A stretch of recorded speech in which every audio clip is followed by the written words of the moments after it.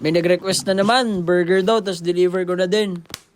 Basic. Ikaw yung nag-request ng burger? Oo. Ipatago ka? O, ito na yung request mo.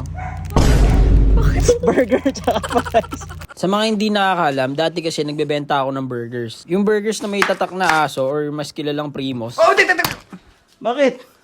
Garlic powder ka na lang. Hirap na hirap ka eh.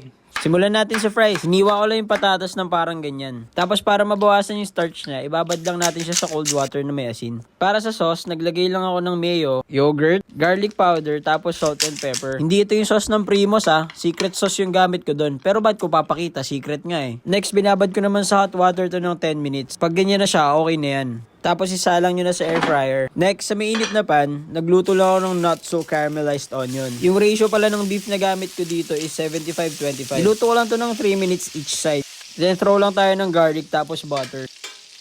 Next, nagluto lang tayo ng bacon. Pure foods yan, syempre. Shock special burger nga pala yung request niya, walang itlog. Di ba yun yung sabi nila, pag special may itlog? Sa assembly naman, lagay natin sauce, tapos beef, cheese, bacon, onion, beef, cheese, bacon, bacon. Angas. Sobrang underrated na itong Arla cheesy spread pero nakaka-addict yan. Pasuin lang natin para sa final touch. Punks nga eh. Ikaw, baka may request ka, comment mo na sa baba. Tapos sige, deliver ko na din sa'yo. Wala nga bayad to, ang kulit nyo ha. Tara, deliver tayo.